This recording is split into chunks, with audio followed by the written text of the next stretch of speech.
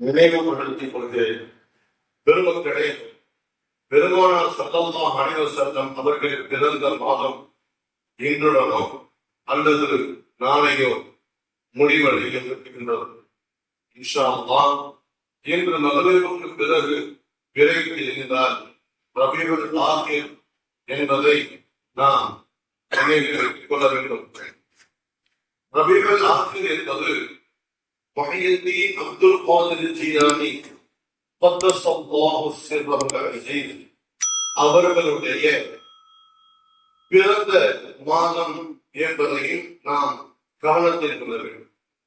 எப்படி பெருமானார் ஸல்லல்லாஹு அலைஹி வஸல்லம் அவர்கள் பிறந்த மாதத்திலே அவர்கள் சம்பந்தமான அவர்கள் வாழ்க்கை குறிப்புகள், அவர்களுடைய சிறப்புகள், அவர்களுடைய புகழ், அவர்களுடைய பெருமை, இவைகளை எல்லாம் நாம் இந்த ஜும்ஆக்களின் வழியாக, ஜும்ஆவினுடைய பயான்களின் மூலமாக, சுபுஹுனுடைய பயான்களின் மூலமாக நாம் அறிந்து வந்தோமோ அதுபோன்று இந்த ரபீஉல் ஆகிர் மாதத்தினுடைய மிக சிறப்பு மிக்க ஒரு நிகழ்வு என்னவென்றால், அது முஹய்யித்தீன் அப்துல் காதிர் ஜீலானி கத்தஸல்லாஹு சிர்ரஹுல் அஸீஸ் அவர்கள் பிறந்த மாதம் அப்படின்றால் அவர்கள் சம்பந்தமாக நாம் சில விஷயங்களை இன்ஷா அல்லாஹ் தெரிந்து கொள்வோம். அன்பானவர்களே, இந்த ஜும்ஆக்களின் ஊடாக நாம் அறியப்படக்கூடிய செய்திகளை அல்லாஹ் தஆலா நம்முடைய கல்புகளில் நிறுத்த வேண்டும். முதல்ல முஹய்யித்தீன் அப்துல் காதிர் ஜீலானி அவர்கள் எப்பேற்பட்டவர்கள் என்பதை நாம் விளக்கணும் அப்படின்னு சொன்னா, இறைநேசர்கள் சம்பந்தமாக அல்லாஹ்வும் அல்லாஹ்வுடைய ரசூலும் சொன்ன செய்திகளை செவி மூலமாக நாம் கல்பில் விலகிக் கொண்டால்தான் முஹய்யித்தீன் அப்துல் காதிர் ஜீலானி கத்தஸல்லாஹு சிர்ரஹுல் அஸீஸ் அவர்களுடைய மகத்துவமும் முக்கியத்துவமும் நமக்கு விளக்கம் தருவார்கள். அல்லாஹ் தஆலா இறைநேசர்கள் சம்பந்தமாக சொல்லும் பொழுது, அலா இன்ன அவ்லியா அல்லாஹி லா கௌஃபுன் அலைஹிம் வலா ஹும் யஹ்சனூன், அவர்கள் எதற்கும் கவலைப்பட மாட்டார்கள், எதை பற்றியும் அச்சப்படவும் மாட்டார்கள். இறைநேசர்கள் என்று சொன்னால் எதற்கும் கவலைப்பட மாட்டாங்க என்று அர்த்தம். நாளைக்கு நமக்கு சூழ்நிலை என்ன ஆகுமோ, நாளைக்கு நம்ம உயிரோட இருப்போமோ இருக்க மாட்டோமோ, நாளைக்கு நம்ம குடும்பத்துடைய நிலைமை என்ன ஆகுமோ என்று நினைச்சு கவலைப்படவும் மாட்டாங்க, பயப்படவும் மாட்டாங்க. அன்பான பெருமக்களே, என்ன காரணம்? தன்னுடைய எல்லா செயல்களையும் முழுமையாக அல்லாஹ்விடத்தில் ஒப்படைத்துள்ளார்கள். அதுதான் காரணம். நாம் நம்முடைய வாழ்க்கையில சில விஷயங்களை அல்லாஹ்விட ஒப்படைப்போம்.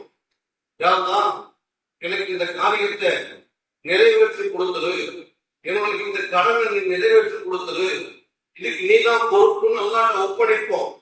ஆனால் நாம் அல்லாஹ்விடத்தில் ஒப்படைத்து விட்டோம், அதனால நமக்கு பிரச்சனை இல்லை என்ற எண்ணம் நமக்குள்ள இருக்க, நமக்குள்ள அந்த அல்லாஹ்வின் மீது முழுமையான நம்பிக்கை இல்லாததுனால நாம் என்ன செய்ய மாட்டோம்? அச்சம் தவிர்த்து இருக்க மாட்டோம். என்ன தெரியலையே, என்ன பண்ண போறாங்கன்னு தெரியலையே, நாளைக்கு என்ன சூழ்நிலை நாம் போதும் தெரியலையே என்ற ஒரு உள்ளுணர்வு உறுத்தி கொண்டே இருக்கும். அல்லாஹ்விடத்தில் ஒரு பொறுப்பை சாட்டிவிட்டார். அது எந்த பொறுப்பாக இருந்தாலும் சரி, நம்முடைய வாழ்க்கையினுடைய கடன், கஷ்டம், கல்யாணம், வீட்டு விசேஷம், எதுவுமே பிரச்சனையா இருந்தாலும் சரி, அல்லாஹ்விடத்தில் ஒப்படைச்சிட்டோமா அல்லாஹ் பார்த்துக் கொள்வான் அப்படிங்கிற முழு நம்பிக்கை நம்முடைய கல்வியில் வந்துவிட வேண்டும். அப்படி இல்லைன்னு சொன்னாங்க நமக்கு அது அல்லாஹ்வின் மீது உண்மையான அச்சம், நம்பிக்கை இல்லை என்பதுதான் பொருள். அல்லாஹ் தஆலா தன்னிடம் பொறுப்பை ஒப்படைக்கக்கூடியவர்களுடைய அந்த செயலை மிகவும் பிரியப்படுகின்றார். தன்னின் மீது நம்பிக்கை வைத்து பொறுப்பு சாட்டக்கூடியவர்களை அல்லாஹ் பிரியப்படுவதாக தன் திருமறையிலேயே அல்லாஹ் சொல்லி காட்டுகின்றான். அன்பானவர்களே, அந்த அடிப்படையில இறை நேசர்கள் சம்பந்தமாக அவர்களுடைய விலாயத்து சம்பந்தமான பல தகவல்கள் இந்த அருள்மறையம் திருமலையிலே சொல்லி காட்டப்படுகின்றது. முதல்ல இறை நேசர்கள் என்றால் யார், அவங்களை எப்படி அடையாளம் காண, இறை நேசர்களிடத்தில் நாம் எப்படி நடந்து கொள்ள வேண்டும், நாம் எப்படி விலகிக் கொள்ள வேண்டும் என்று ஒரு வரைமுறையை மாற்றம் நமக்கு தந்திருக்கின்றது. பொதுவாகவே நாம் நம்முடைய வாழ்க்கையில ஒரு அல்லாஹ்வின் நல்லடியார்களுடன் தொடர்பை ஏற்படுத்திக் கொள்வது அது நம்முடைய வாழ்க்கைக்கு மிகப்பெரிய வெற்றியை தரும் என்பதை நாம் முதல்ல விலகிக் கொள்ளணும். அன்பானவர்களே, அவர்கள் யார் தெரியுமா? அவர்கள் தான்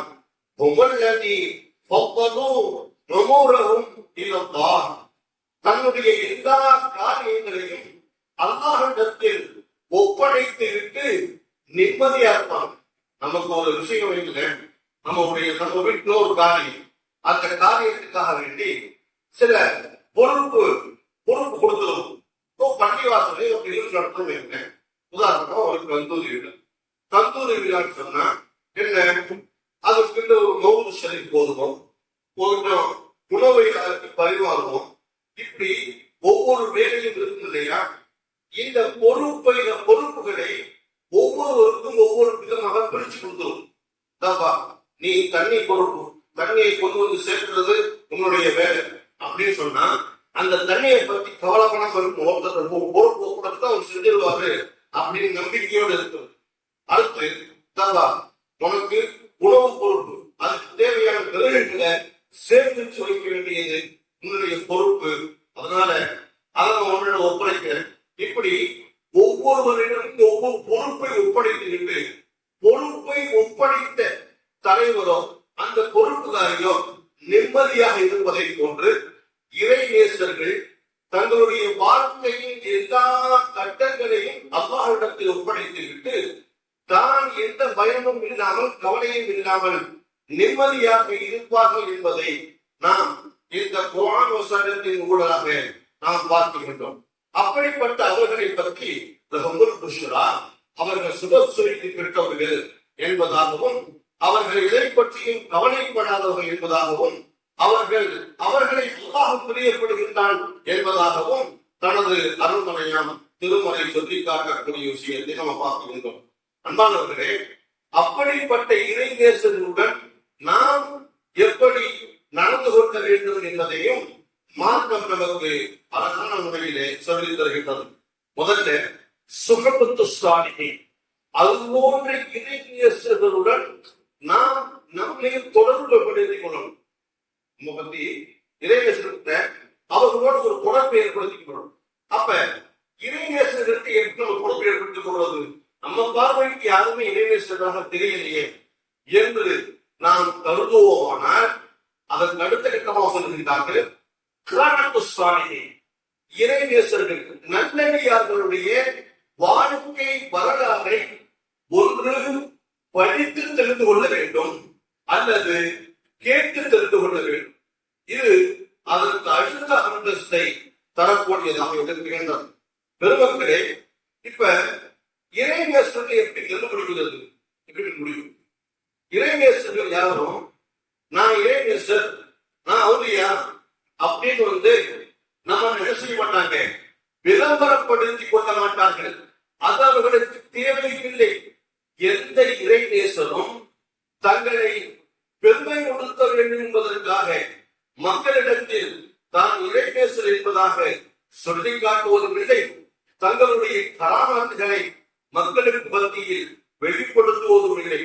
நாம் தான் இறை நேசர்களை தேடி கண்டுபிடிக்க வேண்டும் என்பதாக சொல்வார்கள். அப்ப எப்படி இறைநேசர் தேடி கண்டுபிடிக்கிறது சொன்ன அதற்கு சொல்லப்படக்கூடிய ஹதீஸ் தெரியுமா? அல்லதி அவர்கள் எப்படி தெரியுமா? அவங்கள பார்த்தா அல்லாஹ்வுடைய சிந்தனை நமக்கு ஏற்படும். அவங்கள பார்த்தா நமக்கு அல்லாஹ்வுடைய சிந்தனை ஏற்படும். அதற்கு அடுத்ததாக சொல்வார்கள், அவர்கள் முன்னிலையில் நாம் இருக்கும் பொழுது அவர்களுடைய பார்வை நமக்கு பட்டாலே வாழ்க்கையில் பல நன்மையான காரியங்கள் இருக்கும். என்னங்க சொல்றீங்க? அது எப்படிங்க ஒருத்தர் நம்மளை பார்த்தா நமக்கு நன்மையான காரியம் எப்படிங்க இருக்கணும் அப்படின்னு நம்ம கேட்கலாம்.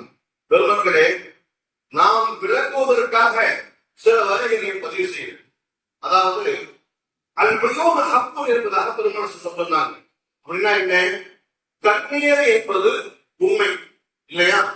இதை யாரால் மறக்க முடியுமா? ஒருத்தர் நம்ம பார்த்து எவ்வளவு அற்புதமா இருக்காரு அப்படின்னு நினைச்சிருக்காலும், எவ்வளவு வீரமா இருக்காரு என்பதாக நினைத்தாலும், எவ்வளவு அற்புதமான சட்டம் போட்டிருக்காரு அப்படின்னு நினைச்சாலும் அது கண்ணேரை சார்ந்ததான். அப்படி ஒருவருக்கு கண்ணேறி ஏற்பட்டால் அதன் மூலமாக அவருக்கு சில பாதிப்புகள் ஏற்படுவதை நம்மால் பார்க்க முடியும், கேள்விப்பட்டிருக்கிறோம், அனுபவிச்சிருக்கிறோம். அதை நீக்குவதற்காக தண்ணீரை ஓதி பார்த்து குளிச்சிருக்கிறோம். கண்ணீர் நீக்குவதற்காக சில ஆயத்துகளையும் சில துஆக்களையும் பெருமானார் ஸல்லல்லாஹு அலைஹி வஸல்லம் அவர்கள் கற்றுக் கொடுத்திருக்கின்றார்கள். ஒரு பாவி, ஒரு பொறாமை எண்ணம் கொண்டவன் நம்மை பார்த்து ஒரு வார்த்தை சொல்வதனால் அல்லது பொறாமையான பார்வை பார்ப்பதனால் நமக்கு ஒரு தீங்கு விளைவிக்க முடியும் என்று சொன்னால், ஒரு நல்ல சாலிஹான இறைநேசருடைய பார்வையில் நம்முடைய வாழ்க்கையில் நன்மை ஏற்படாது என்று நம்மளால் உறுதியாக சொல்ல முடியுமா? அன்பானவர்களே, இறைநேசருடைய சுஹபத், அவர்களுடைய அந்த அவர்களின் மீது நாம் ஏற்படுத்திக் கொள்ளக்கூடிய அந்த நெருக்கம் இருக்கின்றதே, நம் வாழ்க்கையில் மிகப்பெரிய அந்தஸ்தை மாற்றித் தரும். பாவிகளை கூட, பாவமே செய்து கொண்டிருக்கக்கூடிய பாவிகள் கூட இறைநேசர்களாக இறைநேசர்களோடு தொடர்பு ஏற்படுத்திக் கொள்ளும் பொழுது அவர்களுடைய வாழ்க்கையும் மாறும். அவர்களும் இறைநேசர்களாக மாறக்கூடிய சான்றுகளை நிறைய சொல்லணும். முபாரக் சொல்லக்கூடிய ஒரு அற்புதமான ஒரு இறைநேசர். அவர் தான் இறைநேசர் ஆகுவதற்கு முன்னால் பொதுபோக்கானவராக, தொழுகை இல்லாதவராக, தாழ்த்தோடுத்தனமாகத்தான் இருந்தார். அப்படி இருக்கக்கூடிய காலகட்டத்தில் அவருக்கு அவருடைய செயலில், அவருடைய எண்ணத்தில் அல்லாஹுவை உயர்ந்த எண்ணமாக நினைத்துக் கொண்டிருந்தார். அதன் விளைவாக சாதாரண ஒரு துண்டு பேப்பர் கீழே கிடக்கின்றது. அது பிஸ்மில்லாஹிர் ரஹ்மானிர் ரஹீம் என்பதாக எழுதப்பட்டிருக்கின்றது. அந்த பிஸ்மில்லாஹிர் ரஹ்மானிர் ரஹீம் என்ற அந்த வார்த்தைக்கு மரியாதை கொடுத்து அதில் அல்லாஹ்வுடைய திருப்பெயர் இருக்கின்றது. இது அல்லாஹ்வுடைய திருநாமமாக இருக்கின்றது. இது காலில் மிதிபடக்கூடிய சூழலில் இருப்பதால் அந்த பேப்பருக்கு, அந்த வார்த்தைக்கு மரியாதை கொடுத்து அவர் எடுத்து அதை உயரமான இடத்தில் வைத்ததன் காரணத்தினால் அல்லாஹ் தஆலா அவருக்கு விலாயத்தை கொடுத்ததாக நாம சரித்திரங்களில் பார்க்கின்றோம். பெருமக்களே, விலாயத்தை சொன்னால் அல்லாஹ்வுக்கு யாரையெல்லாம் பிடிக்கின்றதோ, அல்லாஹ் யாரையெல்லாம் நேசிக்கின்றானோ அவர்களை தன்னுடைய இறை நேசர்களாக ஆக்கிவிட்டார். அதற்கு ஏராளமான சான்றுகள் சொல்லலாம். உதாரணமாக இறை நேசர்கள் சம்பந்தமாக அல்லாஹ் குர்ஆன் நிறைய செய்திகள் சொல்லும். மரியம் அலைஹிஸ்ஸலாம் அவர்கள் மஸ்ஜிதுல் அக்ஸாவுல ஒரு அறையில் இருக்கின்றார்கள், ஒரு ரூம்ல இருக்காங்க. அவங்க ஒரு இளமையான பெண். அவங்க வெளியில எல்லாம் வர முடியாது, வரவும் மாட்டாங்க. அவர்களுக்கு உணவு கொண்டு வந்து தரக்கூடிய பொறுப்பை அவர்களுடைய தாய் மாமனான ஜக்கரியா அலைஹிஸ்ஸலாம் பொறுப்பெடுத்திருக்காங்க. அப்ப அந்த ஜக்கரியா அலைஹிஸ்ஸலாம் அவர்கள் அவங்கள பார்க்கறதுக்காக உணவை கொண்டு போறாங்க. கொஞ்சம் தாமதமாக ஆயிடுச்சு. தாமதமா உணவு கொண்டு போனதுனால பதட்டமா போறாங்க. புள்ள பசியோடு இருக்குமே, அந்த பிள்ளைக்கு நம்ம உணவை கொண்டு போய் கொடுக்கறதுக்கு நேரமா சேர்த்துட்டு அவசரமா போறாங்க. உள்ள போனா அங்கு மரியம் அலைஹிஸ்ஸலாம் அவர்களுடைய அந்த அறையில அற்புதமான அல்லாஹ்வுடைய அழகிய உணவு பதார்த்தங்கள் சொன்னா பழ வகைகள் இருக்கு. அந்த பழ வகைகள் அந்த சீசன்ல இந்த நாட்டில் எங்கேயுமே கிடைக்காத பழங்கள் இருப்பதை பார்த்து ஆச்சரியப்பட்டு விட்டார்கள். அவங்க கேட்கிறாங்க, சாலையா வருகிறோம், அனுமானமா இவைகள் எல்லாம் உங்களுக்கு எப்படி வந்துருச்சு என்பதாக கேட்கும் பொழுது மரியம் அலைஹிஸ்ஸலாம் சொன்னாங்க, காலத் காலத் இன்னி மின் இந்தில்லாஹ், இது என்னுடைய ரப்பிடம் இருந்து வந்தவைகள் சொல்லிட்டு அல்லாஹ் தான் நாடியவர்களுக்கு மிகவும் அதாவது அவர் அறியாத புறத்திலிருந்து ரிசத்தை விஸ்திரணப்படுத்தி தருவான் அப்படிங்கிற அந்த திருமணையை சொல்லி காட்டுவாங்க. யாருமே வந்து போக முடியாத ஒரு இடத்துல அல்லாஹ் தஆலா பல வர்க்கங்களை இறக்கி தந்து நான் சொன்னா அவர்கள் இறைநேசர்கள் இல்லாம வேற யாராக இருக்க முடியும் மக்கள். அந்த இடத்துல அவங்க ஜக்கரியா அலைஹிஸ்ஸலாம் ஒரு துஆ செய்றாங்க, அல்லாஹ்வுடைய இறைநேசர் இருக்கக்கூடிய இந்த இடத்தில் நான் இவர்களை வாசிலாக வைத்து அல்லாஹ்விடத்தில் துஆ கேட்போமையானால் அல்லாஹ் நமக்கு ஒரு குழந்தை பாக்கியத்தை தரும். அது ஒரு குழந்தை இல்லை, 80-90 வயதை தாண்டி விட்டது ஜக்கரியா அலைஹிஸ்ஸலாம் அவர்களுக்கு. அப்போ அவங்க துஆ செய்றாங்க, அல்லாஹ் குர்ஆனில் பதிவு செய்கிறான், ரப்பி ஹப்லி மினஸ் ஸாலிஹீன், யா அல்லாஹ் எனக்கு சாலிஹான ஒரு குழந்தை பாக்கியத்தை கொடு அப்படின்னு கேட்டதாகவும் அதற்கடுத்த அந்த துஆவின் பரக்கத்தினால் அல்லாஹ் தஆலா குழந்தை பாக்கியத்தை தந்ததாகவும் திருமறை சொல்லுகிறது. இதிலிருந்து நாம் விளங்கக்கூடிய விஷயம் என்ன தெரியுமா? இறை நேசர்களிடத்தில் இருந்து அல்லாஹ்விடத்தில் நல்லா விளங்கணும். இறை நேசர்களிடத்தில் இல்லை, அல்லாஹ்விடத்தில் இறைநேசரை வாசிலாக வைத்து துஆ கேட்போமையானால் அல்லாஹ் அங்கீகரிக்கின்றான் என்ற இந்த திருவசனத்தை நாம் ஆதாரமாக எடுத்துக் கொள்ளலாம். அது மாத்திரமல்ல, சுலைமான் அலைஹிஸ்ஸலாம் அவர்களுடைய ஆட்சி காலம், அந்த காலகட்டத்தில் பல்கீஸ் ராணி தன்னை ஈமான் கொள்வதற்காக முஸ்லிம் ஆகுவதற்காக சுலைமான் நபியை பார்க்க வர்றாங்க. பல்கீஸ் ராணி யாருங்கிறது உங்களுக்கு தெரியும். ஒரு நாட்டினுடைய மிகப்பெரிய அரசவை கொண்ட ஒரு ராணி. அவங்க வர்றாங்க அப்படின்னு சொன்னா அவங்களை ஆச்சரியப்படுத்தக்கூடிய அளவிற்கு ஒரு நிகழ்வை நடத்த வேண்டும் என்று சுலைமான் நபி ஆசைப்படுறாங்க. அரசவையை அறிவிக்கிறாங்க. சுலைமான் அதாவது பல்கீஸ்க்கு வர்றாங்க. அவர்களுடைய வரலாறு பிரசித்தி பெற்ற சிம்மாசனத்தை, அந்த சிம்மாசனம் சொன்னா அந்த பல்கீஸ் ராணி உட்காரக்கூடிய ஒரு ஆசனம், அந்த ஆசனத்தை அவங்களுக்கு வருவதற்கு முன்னாடி கொண்டு வந்து சேர்க்கணும். அந்த சிம்மாசனங்கிறது பார்ப்பதற்கு ஒரு அரண்மனையை போன்று பிரம்மாண்டமாக இருக்குமா? உதாரணமா சொல்ல போன நம்ம பள்ளிவாசல் சைஸுக்கு கொண்டு வச்சுக்கிறோம். பள்ளிவாசல் சைஸுக்கு ஒரு சிம்மாசனம், அந்த சிம்மாசனத்தை அவங்க வருவதற்கு முன்னாடி கொண்டுட்டு வரணும். அவங்க எங்க வந்துகிட்டு இருக்கிறாங்க? ஊருக்கு வெளியே வந்துகிட்டு இருக்கிறாங்க. செத்து நாட்டுல கொஞ்ச நேரம் உள்ள வந்துடும். அவங்க வர்றதுக்கு முன்னாடி கொண்டுட்டு வர முடியுமான்னு கேட்கிறாங்க. சுலைமான் நபிக்கு தான் ஜின் வர்க்கத்தையே கட்டுப்படுத்தி கொடுத்திருக்கிறானே. இபுரீத் என்று சொல்லக்கூடிய ஒரு ஜின்னு எந்திரிச்சு நான் கொண்டு வர்றேன் என்பதாக அங்கு சொல்லுகின்றது. இப்ப சொல்கிறது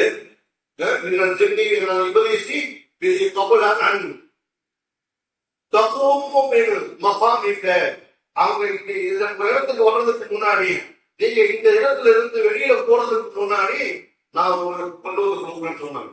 நாங்க இந்த இடத்துல இருந்து வெளியே போறது சமூகம் போகாத வரைக்கும் அரசு நடந்துட்டு இருக்கோம்.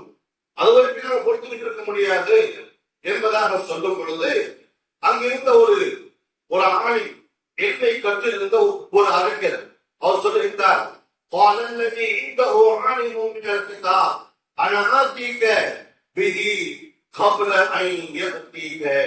அவங்க இங்க வர்றதுக்கு முன்னாடி நான் கொண்டிருந்த வகைன்னு சொல்லிட்டு ஒரு நிமிஷம் கூட அவங்களுடைய பதிலை கூட காத்திருக்கல. கண்ணனோட தோப்புல கூட கொண்டு வந்தாங்க. யாருங்க? ஒரு எண்ணை கற்றறிந்த ஆணி என்பதாக புராணவரை பற்றி சொல்கின்றது. அவரை கொண்டுட்டு வந்து சேர்த்துட்டாரு அப்படின்னு சொல்லி சொல்றது. வேற யாரும் சொல்லல, கிதாபுகள்ல கட்டுக்கதையாக எழுதப்படல, அல்லாஹ் சொல்லக்கூடிய வார்த்தை. இதை யாரும் மறுக்க முடியுமா? முடியாது. அவருடைய அந்த செயலை அல்லாஹ் சாமித்து கூறுகின்றான், பெருமைப்படுத்தி பாராட்டி கூறுகின்றான். பெருமக்களே, இது போன்று சொல்ல செய்தி ஏராளமாக இருக்கின்றது. உமரணியல்லாவுடைய ஆட்சி காலத்துல அப்துல்லா இப்னு அம்ர் இப்னு ஆஸ் ரலியல்லாஹு அவர்கள் கவர்னராக இருக்கின்றார்கள் யமன் தேசத்துல. அந்த யமன் தேசத்துல ஒரு பழக்கம் இருக்கு, காலாதி காலமா ஒரு பழக்கம். என்ன பழக்கம் தெரியுமா? அங்கு ஓடக்கூடிய அந்த நதி வருஷத்துல ஒரு அது ஓடாது, தண்ணி வத்தி போயிடும். மறுபடியும் தண்ணி அதுல வரணும்னு சொன்னா ஒரு கன்னி பெண்ணை அதற்கு பலியிட்டு ரத்த பலி காட்டினாதான் அதுல தண்ணி மறுபடியும் வரும் அப்படிங்கிறது அந்த நாட்டு மக்களுடைய ஐதீகம். பெருமக்களே, இப்ப இங்க அம்ர் இப்னு ஆஸ் ரலியல்லாஹு அன்ஹு அவருடைய அப்துல்லா என்ன செய்றாங்க? கவர்னராக இருக்கிறாங்க. இல்ல, மார்க்கம் இதை தடுக்குகின்றது, இதை நான் உண்மையா கண்டிக்கிறேன் அப்படின்னு சொல்லிட்டு அதை செயல்படுத்தாமல் நிப்பாட்டுறாங்க.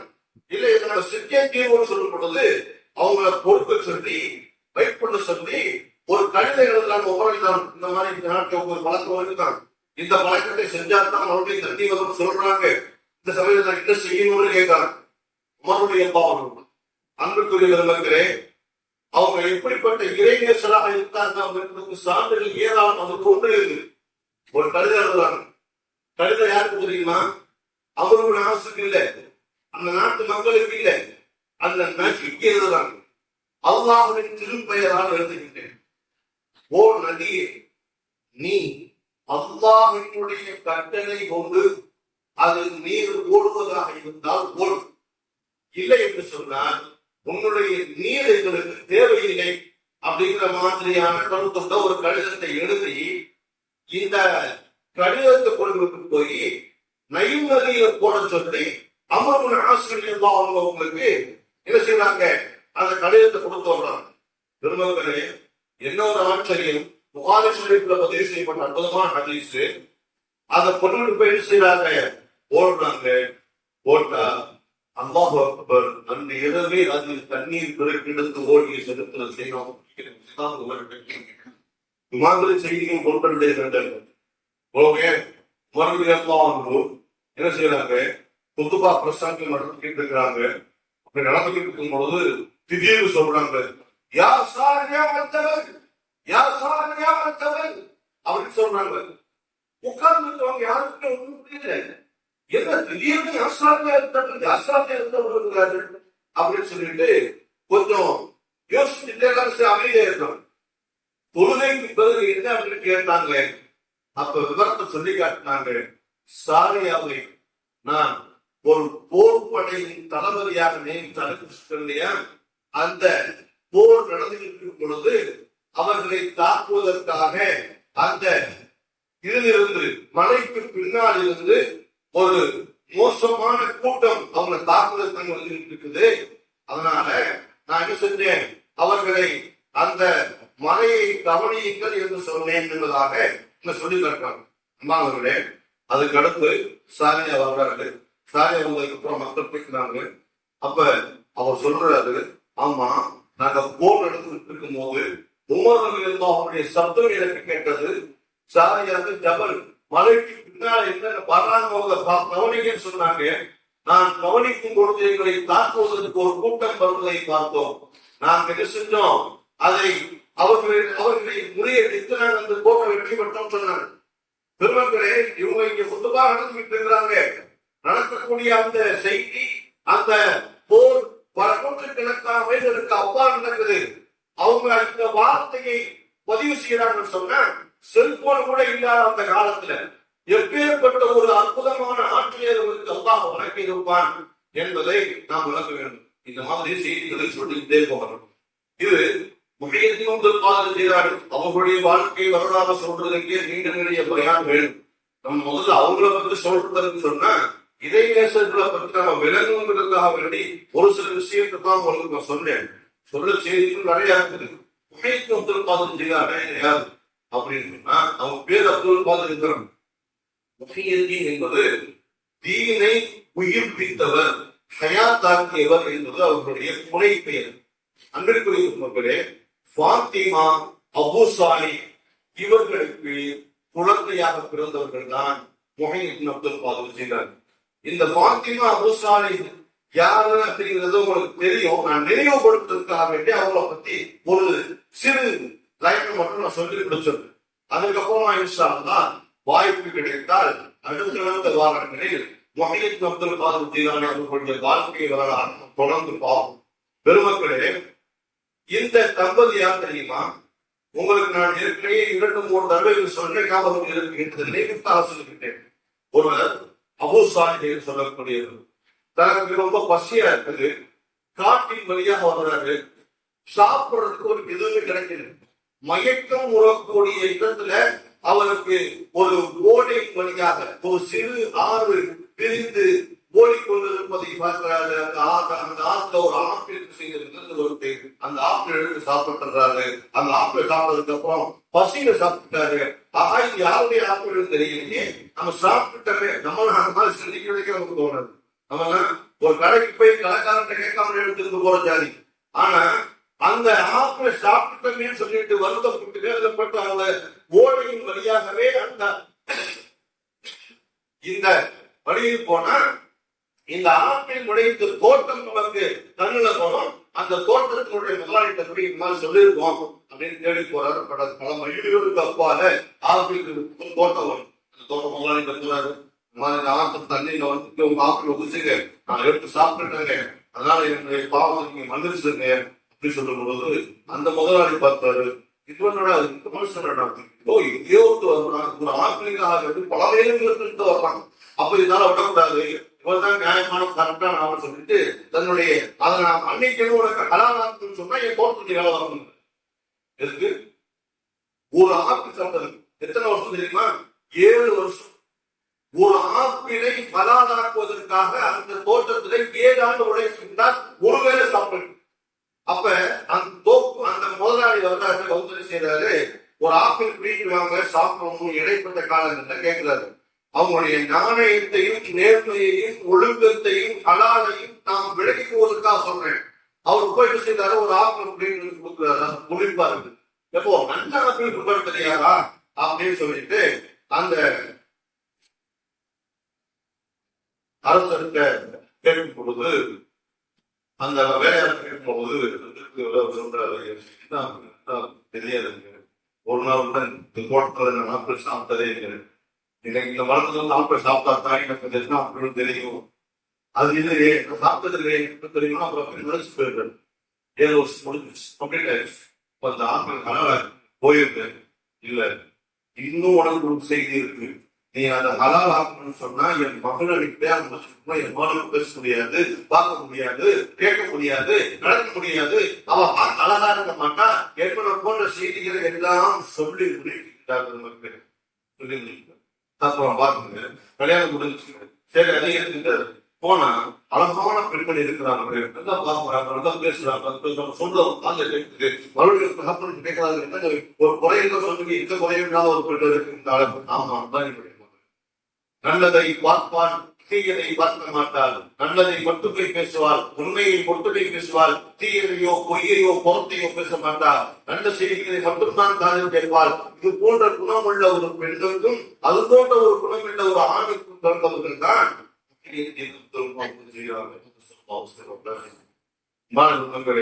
அவர்கள் வளர்ந்த அந்த முறை இருக்குது இல்லையா, அற்புதமான முறை. குழந்தை பருவத்தில் இருந்தே அவர்களுக்கு இந்த தீனை, அல்லாஹ்வினுடைய அச்சத்தை, அல்லாஹ்வினுடைய நம்பிக்கையை எப்படி ஊட்டி வளர்த்தார்கள் என்பதற்கு நான் பல முறை சொல்லியிருந்தாலும் ஒரு முறை ஞாபகத்திற்காக மீண்டும் சொல்லுகின்றேன். சில விஷயங்களை திரும்ப திரும்ப சொன்னால்தான் நமக்கு நினைவுரை இருக்கும், நாமும் அந்த மாதிரியான பழக்கத்தை நம்மளுடைய பிள்ளைகளுக்கு ஏற்படுத்துவோம் அப்படிங்கிறதுக்கான சொல்றேன். என்ன தெரியுமா, பாத்திமா அம்மா அந்த தன்னுடைய குழந்தைக்கு இறை நம்பிக்கை எப்படி ஊட்டுறாங்கன்னு பாருங்க.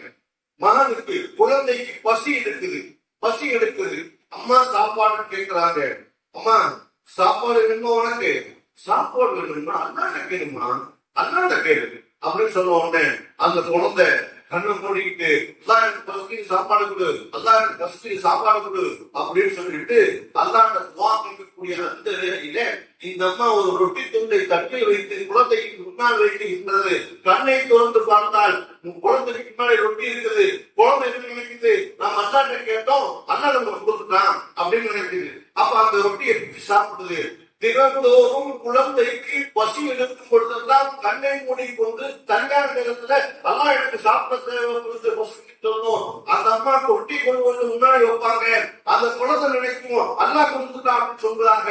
ஒரு நாள் நம்ம வெளியில போயிட்டாங்க, வெளியில போயிட்டாங்க. பிள்ளைக்கு பசிக்கிற டைம் வந்துருச்சு. அந்த டைம் அந்த பிள்ளை கரெக்டா சாப்பாடு கேட்கும். அப்ப இந்த அம்மா பக்கத்துல இல்லை. இப்ப நம்ம நினைக்கிறாங்க, ஆமா நம்ம பக்கத்துல இல்லையே, நம்ம பிள்ளை இன்னைக்கு அன்றாட சாப்பாடு கேட்பானே, அந்த சாப்பாடு அங்க இல்லையே சொன்னா இது நாள் வரைக்கும் அந்த குழந்தைக்கு நான் ஊட்டிய அந்த இறை நம்பிக்கை இல்லாமல் போய்விடுமே என்று அங்க இருந்து பந்தரை எட்டிட்டு ஓடி வர்றாங்க. தன் பிள்ளைக்கு அவன் கேட்பதற்கு முன்னாடி வீட்டுக்கு போயிடணும், அவன் கேட்கறதுக்கு முன்னாடி அந்த வெட்டியை முன்னாடி வச்சிடணும்னு ஆசைப்படுறாங்க. வந்து பார்த்தா நேரமாக இருந்து குழந்தை ரொட்டியை சாப்பிடுறது. அந்த ரொட்டி வந்துச்சுன்னா தான் கேட்கிறாங்க. எப்போதும் போல நான் அண்ணாட்ட கேட்டேன், இது இறை நம்பிக்கையை, இறை அச்சத்தை குழந்தைகளுக்கு பயிரிலேயே கிடைப்பது உள்ளத்துல ஆழமா பொறுத்திருச்சு. அல்லாட்ட கேட்டா அல்லாஹ் அப்படிங்கிற முழுமையான நம்பிக்கையோடு நாம் கேட்டால் கிடைக்கும் என்பதற்கு அற்புதமான ஒரு எடுத்துக்காட்டு. பிள்ளைகளுக்கு இது போன்றுதான் இறைச்சத்தை ஊட்ட வேண்டும் என்பதை அழகான முறையில் சொல்லிக் கொடுத்தார்கள். அப்படி பிறந்து அப்படிப்பட்ட தாய்க்கு அவர்களுடைய பாடத்தை பெற்று வளர்ந்தவர்கள் தான் அவர்களுடைய வாழ்க்கை வரலாறுகளை தொடர்ந்து பார்ப்போம். அஸ்ஸலாமு அலைக்கும் வரஹ்மத்துல்லாஹி வபரகாத்துஹு.